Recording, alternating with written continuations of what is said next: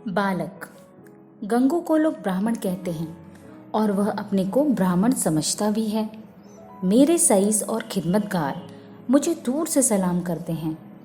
गंगू मुझे कभी सलाम नहीं करता। वह शायद मुझसे पालागन की आशा रखता है। मेरा जूठा गिलास कभी हाथ से नहीं छूता और न मेरी कभी इतनी हिम्मत हुई कि उससे पंखा जलने को कहूँ। जब मैं पसीने से तर होता हूँ और वहाँ कोई दूसरा आदमी नहीं होता तो गंगू आप ही आप पंखा उठा लेता है, लेकिन उसकी मुद्रा से यह भाव स्पष्ट प्रकट होता है कि मुझ पर कोई एहसान कर रहा है और मैं भी न जाने क्यों फौरन ही उसके हाथ से पंखा छीन लेता हूँ। उग्र स्वभाव का मनुष्य है, किसी की बात नहीं सह सकता। ऐसे बहुत कम आदमी होंगे जिनसे उसकी मित्रता हो, पर सईस और खिदमतगार का साथ बैठना शायद वह अपमानजनक समझता है। मैंने उसे किसी से मिलते जुलते नहीं देखा। आश्चर्य यह है कि उसे भंग भूटी से प्रेम नहीं, जो इस श्रेणी के मनुष्यों में एक असाधारण गुण है। मैंने उसे कभी पूजा पाठ करते या नदी में स्नान करते नहीं देखा। बिल्कुल निरक्षर है, लेकिन फिर भी वह ब्राह्मण है और चाहता है कि दुनिया उसकी प्रतिष्ठा तथा सेवा करे। और क्यों न चाहे, जब पुरखों की पैदा की हुई संपत्ति पर आज भी लोग अधिकार जमाए हुए हैं और उसी शान से मानो खुद पैदा किए हों, तो वह क्यों उस प्रतिष्ठा और सम्मान को त्याग दे जो उसके पुरखों ने संचय किया था। यह उसकी बपौती है। मेरा स्वभाव कुछ इस तरह का है कि अपने नौकरों से बहुत कम बोलता हूँ। मैं चाहता हूँ जब तक मैं खुद ना बुलाऊं मेरे पास कोई ना आए। मुझे यह अच्छा नहीं लगता कि ज़रा सी बातों के लिए नौकरों को आवाज़ देता फिरूं। मुझे अपने हाथ से सुराही से पानी उड़ेल लेना, अपना लैम्प जला लेना, अपने जूते पहन लेना या अलमारी से कोई किताब निकाल लेना, इससे कहीं ज़्यादा सरल मालूम होता है कि हींगन और मैकू को पुकारूं। इससे मुझे अपनी स्वेच्छा और आत्मविश्वास का बोध होता है। नौकर भी मेरे स्वभाव से परिचित हो गए हैं और बिना ज़रूरत मेरे पास बहुत कम आते हैं। इसलिए एक दिन जब प्रातःकाल गंगू मेरे सामने आकर खड़ा हो गया तो मुझे बहुत बुरा लगा। ये लोग जब आते हैं तो पेशगी हिसाब में कुछ मांगने के लिए या किसी दूसरे नौकर की शिकायत करने के लिए। मुझे ये दोनों ही बातें अत्यंत अप्रिय हैं। मैं पहली तारीख को हर एक का वेतन चुका देता हूँ और बीच में जब कोई कुछ मांगता है तो क्रोध आ जाता है। कौन 2-2 4-4 रुपए का हिसाब रखता फिरे। फिर जब किसी को महीने भर की पूरी मजूरी मिल गई तो उसे क्या हक है कि उसे 15 दिन में खर्च कर दे और ऋण या पेशगी की शरण ले। और शिकायतों से तो मुझे घृणा है। मैं शिकायतों को दुर्बलता का प्रमाण समझता हूँ। मैंने माथा सिकोड़ कर कहा, क्या बात है, मैंने तो तुम्हें बुलाया नहीं। गंगू के तीखे अभिमानी मुख पर आज कुछ ऐसी नम्रता, कुछ ऐसी याचना, कुछ ऐसा संकोच कि मैं चकित हो गया। ऐसा जान पड़ा वह कुछ जवाब देना चाहता है मगर शब्द नहीं मिल रहे हैं। मैंने जरा नम्र होकर कहा, आखिर क्या बात है, कहते क्यों नहीं? तुम जानते हो यह मेरे टहलने का समय है, मुझे देर हो रही है।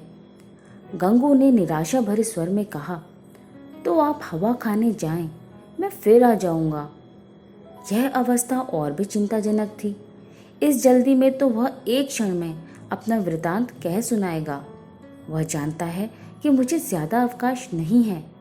दूसरे अवसर पर तो दुष्ट घंटों रोएगा।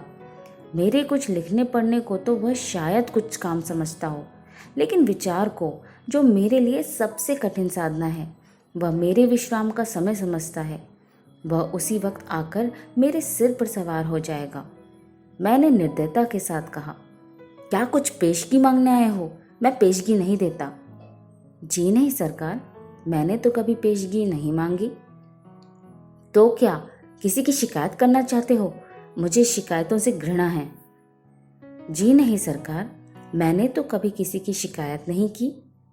गंगू ने अपना दिल मजबूत किया। उसकी आकृति से स्पष्ट झलक रहा था, मानो वह कोई छलांग मारने के लिए अपनी सारी शक्तियों को एकत्र कर रहा हो और लड़खड़ाती हुई आवाज में बोला, मुझे आप छुट्टी दे दें, मैं आपकी नौकरी अब न कर सकूंगा। यह इस तरह का पहला प्रस्ताव था जो मेरे कानों में पड़ा। मेरे आत्माभिमान को चोट लगी। मैं जब अपने को मनुष्यता का पुतला समझता हूँ, अपने नौकरों को कभी कटु वचन नहीं कहता, अपने स्वामित्व को यथासाध्य म्यान में रखने की चेष्टा करता हूँ, तब मैं इस प्रस्ताव पर क्यों न विस्मित हो जाता। कठोर स्वर में बोला, क्यों, क्या शिकायत है? आपने तो हुजूर जैसा अच्छा स्वभाव पाया है वैसा क्या कोई पाएगा, लेकिन बात ऐसी आ पड़ी है कि अब मैं आपके यहाँ नहीं रह सकता। ऐसा ना हो कि पीछे से कोई बात हो जाए तो आपकी बदनामी हो। मैं नहीं चाहता कि मेरी वजह से आपकी आबरू में बट्टा लगे। मेरे दिल में उलझन पैदा हुई। जिज्ञासा की अग्नि प्रचंड हो गई। आत्मसमर्पण के भाव से बरामदे में पड़ी हुई कुर्सी पर बैठकर बोला, तुम तो पहेलियां बुझवा रहे हो, साफ साफ क्यों नहीं कहते, क्या मामला है? गंगू ने बड़ी नम्रता से कहा, बात यह है कि वह स्त्री जो अभी विधवा आश्रम से निकाल दी गई है, वही गोमती देवी। वह चुप हो गया। मैंने अधीर होकर कहा, हाँ निकाल दी गई है, तो फिर तुम्हारी नौकरी से उसका क्या संबंध? गंगू ने जैसे अपने सिर का भारी बोझ जमीन पर पटक दिया। मैं उससे ब्याह करना चाहता हूँ बाबूजी। मैं विस्मय से उसका मुख ताकने लगा। यह पुराने विचारों का पोंगा ब्राह्मण, जिसे नई सभ्यता की हवा तक न लगी, उस उल्टा से विवाह करने जा रहा है जिसे कोई भला आदमी अपने घर में कदम भी न रखने देगा। गोमती ने मोहल्ले के शांत वातावरण में थोड़ी सी हलचल पैदा कर दी। कई साल पहले वह विधवा आश्रम में आई थी। 3 बार आश्रम के कर्मचारियों ने उसका विवाह कर दिया था, पर हर बार वह महीने 15 दिन के बाद भाग आई थी। यहाँ तक कि आश्रम के मंत्री ने अब की बार उसे आश्रम से निकाल दिया था। तब से वह इसी मोहल्ले में एक कोठरी लेकर रहती थी और सारे मोहल्ले के शोहदों के लिए मनोरंजन का केंद्र बनी हुई थी। मुझे गंगू की सरलता पर क्रोध भी आया और दया भी। इस गधे को सारी दुनिया में कोई स्त्री मिली ही नहीं जो इसे ब्याह करने जा रहा है। जब वह 3 बार पतियों के पास से भाग आई तो इसके पास कितने दिन रहेगी? कोई गांठ का पूरा आदमी होता तो एक बात भी थी, शायद साल 6 महीने टिक जाती। यह तो निपट आंख का अंधा है, 1 सप्ताह भी तो निभाना होगा। मैंने चेतावनी के भाव से पूछा, तुम्हें इस स्त्री की जीवन कथा मालूम है? गंगू ने आंखों देखी बात की तरह कहा, सब झूठ है सरकार। लोगों ने हक नाहक उसको बदनाम कर दिया है। क्या कहते हो, वह 3 बार अपने पतियों के पास से नहीं भाग आई? उन लोगों ने उसे निकाल दिया तो क्या करती? कैसे बुद्धू आदमी हो, कोई इतनी दूर से आकर विवाह करके ले जाता है, हजारों रुपया खर्च करता है इसलिए कि औरत को निकाल दे। गंगू ने भावुकता से कहा, जहाँ प्रेम नहीं है हुजूर, वहाँ कोई स्त्री नहीं रह सकती। स्त्री केवल रोटी कपड़ा ही नहीं चाहती, कुछ प्रेम भी तो चाहती है। वे लोग समझते होंगे कि हमने एक विधवा से विवाह करके उसके ऊपर कोई बहुत बड़ा एहसान किया है। चाहते होंगे कि तन मन से वह उनकी हो जाए, लेकिन दूसरे को अपना बनाने के लिए पहले आप उसका बन जाना पड़ता है हुजूर। यह बात है। फिर उसे एक बीमारी भी है, उसे कोई भूत लगा हुआ है। कभी कभी बकझक करने लगती है और बेहोश हो जाती है। और तुम ऐसी स्त्री से विवाह करोगे? मैंने संदिग्ध भाव से सिर हिलाकर कहा, समझ लो जीवन कड़वा हो जाएगा। गंगू ने शहीदों के से आवेश में कहा, मैं तो समझता हूँ मेरी जिंदगी बन जाएगी बाबूजी, आगे भगवान की मर्जी। मैंने जोर देकर पूछा, तो तुमने तय कर लिया है? हाँ हुजूर, तो मैं तुम्हारा इस्तीफा मंजूर करता हूँ। मैं निरर्थक रूढ़ियों और व्यर्थ के बंधनों का दास नहीं हूँ, लेकिन जो आदमी एक दुष्टा से विवाह करे उसे अपने यहाँ रखना वास्तव में जटिल समस्या थी। आए दिन टंटे बखेड़े होंगे, नई नई उलझनें पैदा होंगी, कभी पुलिस दौड़ लेकर आएगी, कभी मुकदमे खड़े होंगे, संभव है चोरी की वारदातें भी हों। इस दलदल में से दूर रहना ही अच्छा। गंगू क्षुधा पीड़ित प्राणी की भांति रोटी का टुकड़ा देखकर उसकी ओर लपक रहा है। रोटी झूठी है, सूखी है, खाने योग्य नहीं है, इसकी उसे परवाह नहीं। उसको विचार बुद्धि से काम लेना कठिन था। मैंने उसे पृथक कर देने में ही अपनी कुशल समझी। 5 महीने गुजर गए। गंगू ने गोमती से विवाह कर लिया था और उसी मोहल्ले में एक खपरैल का मकान लेकर रहता था। वह अब चाट का खोंचा लगाकर गुजर बसर करता था। मुझे जब कभी बाजार में मिल जाता तो मैं उसका क्षेम कुशल पूछता। मुझे उसके जीवन से विशेष अनुराग हो गया था। यह एक सामाजिक प्रश्न की परीक्षा थी, सामाजिक ही नहीं मनोवैज्ञानिक भी। मैं देखना चाहता था इसका परिणाम क्या होता है। मैं गंगू को सदैव प्रसन्नमुख देखता। समृद्धि और निश्चिंतता के मुख पर जो एक तेज और स्वभाव में जो एक आत्मसम्मान पैदा हो जाता है, वह मुझे यहाँ प्रत्यक्ष दिखाई देता था। रुपए 20 आने की रोज बिक्री हो जाती थी। इसमें लागत निकालकर 8-10 आने बच जाते थे। यही उसकी जीविका थी, किंतु इसमें किसी देवता का वरदान था, क्योंकि इस वर्ग के मनुष्यों में जो निर्लज्जता और विपन्नता पाई जाती है, इसका वहाँ चिन्ह तक न था। उसके मुख पर आत्मविकास और आनंद की झलक थी, जो चित्त की शांति से ही आ सकती है। एक दिन मैंने सुना कि गोमती गंगू के घर से भाग गई है। कह नहीं सकता क्यों। मुझे इस खबर से एक विचित्र आनंद सा हुआ। मुझे गंगू के संतुष्ट और सुखी जीवन पर एक प्रकार की ईर्ष्या होती थी। मैं उसके विषय में किसी अनिष्ट की, किसी घातक अनर्थ की, किसी लज्जास्पद घटना की प्रतीक्षा करता था। इस खबर से इस ईर्ष्या को सांत्वना मिली। आखिर वही बात हुई जिसका मुझे विश्वास था। आखिर बच्चा को अपनी अदूरदर्शिता का दंड भोगना पड़ा। अब देखें बच्चा कैसे मुंह दिखाते हैं। अब आंखें खुलेंगी और मालूम होगा कि लोग जो उन्हें इस विवाह से रोक रहे थे, उनके कैसे शुभचिंतक थे। उस वक्त तो ऐसा मालूम होता था मानो आपको कोई दुर्लभ पदार्थ मिला जा रहा हो, मानो मुक्ति का द्वार खुल गया है। लोगों ने कितना कहा कि यह स्त्री विश्वास के योग्य नहीं है, कितनों को दगा दे चुकी है, तुम्हारे साथ भी दगा करेगी, लेकिन इन कानों पर जूं तक न रेंगी। अब मिलें तो जरा इनका मिजाज पूछूं। कहूं क्यों महाराज, देवी जी का यह वरदान पाकर प्रसन्न हुए या नहीं? तुम तो कहते थे वह ऐसी है और वैसी है। लोग उस पर केवल दुर्भावना के कारण दोष आरोपित करते हैं। अब बतलाओ किसकी भूल थी? उसी दिन संयोगवश गंगू से बाजार में भेंट हो गई। घबराया हुआ था, बदहवास था, बिल्कुल खोया हुआ। मुझे देखते ही उसकी आंखों में आंसू भर आए, लज्जा से नहीं व्यथा से। मेरे पास आकर बोला, बाबूजी, गोमती ने मेरे साथ विश्वासघात किया। मैंने कुटिल आनंद से लेकिन कृत्रिम सहानुभूति दिखाकर कहा, तुमसे तो मैंने पहले ही कहा था, लेकिन तुम माने ही नहीं। अब सब्र करो, इसके सिवा और क्या उपाय है? रुपये पैसे ले गई या कुछ छोड़ गई? गंगू ने छाती पर हाथ रखा। ऐसे जान पड़ा मानो मेरे इस प्रश्न ने उसके हृदय को विदीन कर दिया। अरे बाबूजी, ऐसा न कहिए, उसने धेले की भी चीज नहीं छुई। अपना जो कुछ था वह भी छोड़ गई। न जाने मुझ में क्या बुराई देखी। मैं उसके योग्य न था, और क्या कहूँ, वह पढ़ी लिखी थी, मैं करिया अक्षर भैंस बराबर। मेरे साथ इतने दिन रही, यही बहुत था।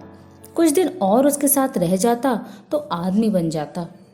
उसका आपसे कहाँ तक बखान करूं हुजूर। औरों के लिए चाहे जो कुछ रही हो, मेरे लिए तो किसी देवता का आशीर्वाद थी। न जाने मुझसे क्या ऐसी खता हो गई। मगर कसम ले लीजिए जो उसके मुख पर मैल तक आया हो। मेरी औकात ही क्या है बाबूजी, 10-12 आने का मजूर हूँ, पर इसी में उसके हाथों इतनी बरकत थी कि कभी कमी नहीं पड़ी। मुझे इन शब्दों से घोर निराशा हुई। मैंने समझा था वह उसकी बेवफाई की कथा कहेगा और मैं उसकी अंधभक्ति पर कुछ सहानुभूति प्रकट करूंगा, मगर उस मूर्ख की आंखें अब तक नहीं खुली। अब भी उसी का मंत्र पड़ रहा है। अवश्य ही इसका चित्त कुछ अव्यवस्थित है। मैंने कुटिल परिहास आरंभ किया। तो तुम्हारे घर से कुछ नहीं ले गई? कुछ भी नहीं बाबूजी, ढेले की भी चीज नहीं। और तुमसे प्रेम भी बहुत करती थी। अब आपसे क्या कहूँ बाबूजी, वह प्रेम तो मरते दम तक याद रहेगा। फिर भी तुम्हें छोड़कर चली गई, यही तो आश्चर्य है बाबूजी। त्रियल का नाम कभी सुना है? अरे बाबूजी, ऐसा ना कहिए। मेरी गर्दन पर कोई छुरी रख दे तो भी मैं उसका यश ही गाऊंगा। तो फिर ढूंढ निकालो। हाँ मालिक, जब तक उसे ढूंढ न लाऊंगा मुझे चैन ना आएगा। मुझे इतना मालूम हो जाए कि वह कहाँ है, फिर तो मैं उसे ले ही आऊंगा। और बाबूजी, मेरा दिल कहता है कि वह आएगी जरूर। देख लीजिएगा, वह मुझसे रूठ कर नहीं गई, लेकिन दिल नहीं मानता। जाता हूँ, महीने 2 महीने जंगल पहाड़ की धूल छानूंगा, जीता रहा तो फिर आपके दर्शन करूंगा। यह कहकर वह उन्माद की दशा में एक तरफ चल दिया। इसके बाद मुझे एक ज़रूरत से नैनीताल जाना पड़ा।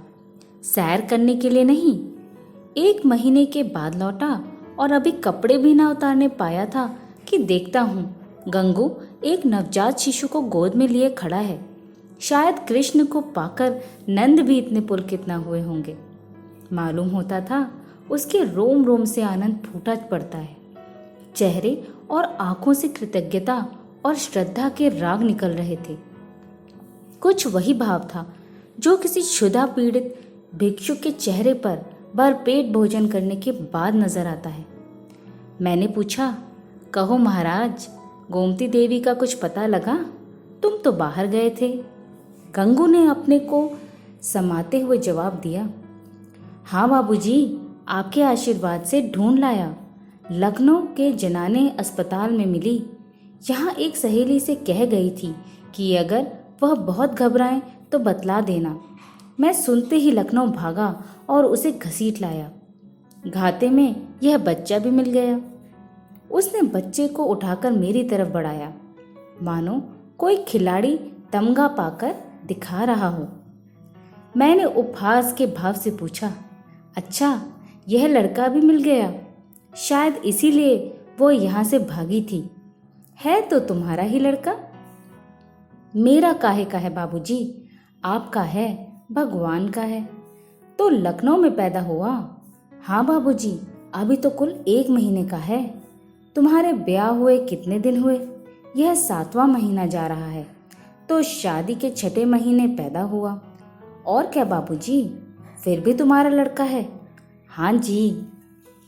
कैसे बेसिर पैर की बात कर रहे हो? मालूम नहीं वह मेरा आशय समझ रहा था या बन रहा था। उसी निष्कपट भाव से बोला, मरते मरते बची बाबूजी, नया जन्म हुआ। 3 दिन 3 रात छटपटाती रही, कुछ न पूछिए।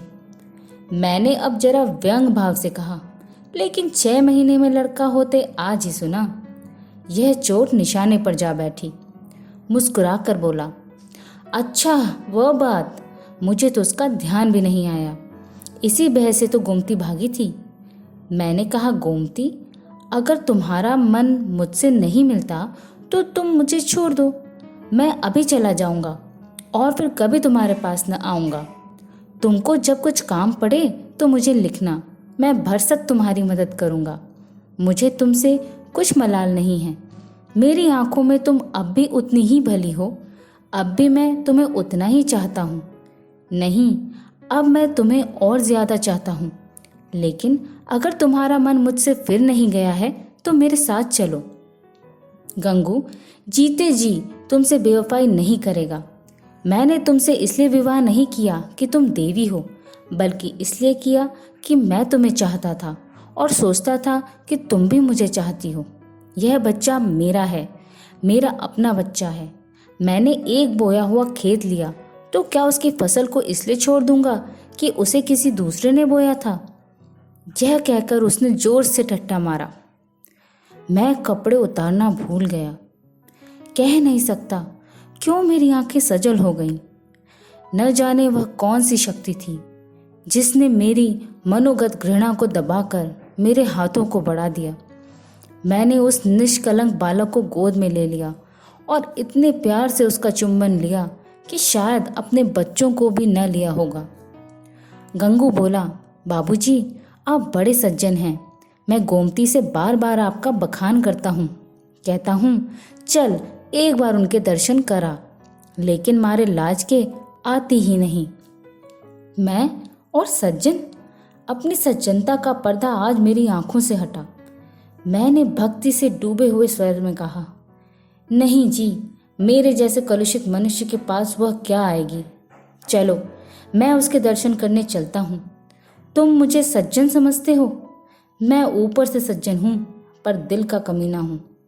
असली सज्जनता तुम में है और यह बालक वह फूल है जिससे तुम्हारी सज्जनता की महक निकल रही है।